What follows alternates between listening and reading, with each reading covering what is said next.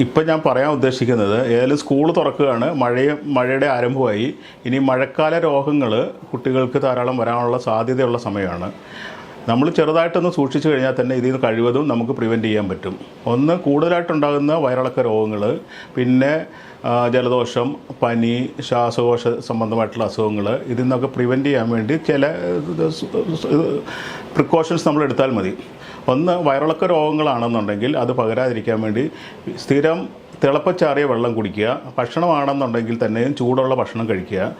കുട്ടികൾ ഈ ഭക്ഷണം കഴിക്കുന്നതിന് മുമ്പ് അവരെ കൈ കഴുകുക, അത് നിർബന്ധമാക്കുക. ഇനി വയറിളക്ക അസുഖം ഉണ്ടെങ്കിൽ അവർ മലവിസർജനത്തിന് ശേഷം സോപ്പിട്ട് കൈ വാഷ് ചെയ്യുക. പിന്നെ കുട്ടികൾ തമ്മിൽ, ഈ അസുഖമുള്ളവർ തമ്മിൽ കോണ്ടാക്റ്റ് അധികം അങ്ങോട്ടും ഇങ്ങോട്ടും ഫുഡ് ഷെയർ ചെയ്യാതെ നോക്കുക. ഫുഡ് ഒന്നിച്ചിരുന്ന് കഴിക്കാതെ, ഫുഡ് ഷെയർ ചെയ്യാതെ നോക്കുക. രണ്ടാമതായി, ഈ ജലദോഷം അതേപോലെയുള്ള റെസ്പിറേറ്ററി ഇൽനെസ് ഉണ്ടാകാതിരിക്കാൻ വേണ്ടി നമ്മൾ കോവിഡ് കാലത്തുങ്ങൾ ചെയ്ത പോലെ മാസ്ക് ഉപയോഗിക്കുന്ന ഒരു പരിധിവരെ ഇത് തടയാൻ സാധിക്കും. പിന്നെ ഈ അസുഖം ഉണ്ടായിക്കഴിഞ്ഞ് കഴിഞ്ഞാൽ റെസ്റ്റ് എടുക്കുക, തിളപ്പിച്ചാറിയ വെള്ളം ധാരാളം കുടിക്കുക, ലൈറ്റായിട്ടുള്ള ഫുഡ് കഴിക്കുക, പിന്നെ അധികം കോണ്ടാക്ട്സ് ആൾക്കാരുമായിട്ട് ഉണ്ടാകാതിരിക്കുക. അപ്പോൾ തൽക്കാലം ഇത്രയും പറഞ്ഞുകൊണ്ട് നിർത്തട്ടെ. എല്ലാവർക്കും ഒരു നല്ല സ്കൂൾ വർഷം ആശംസിച്ചുകൊണ്ട് നിർത്തുന്നു.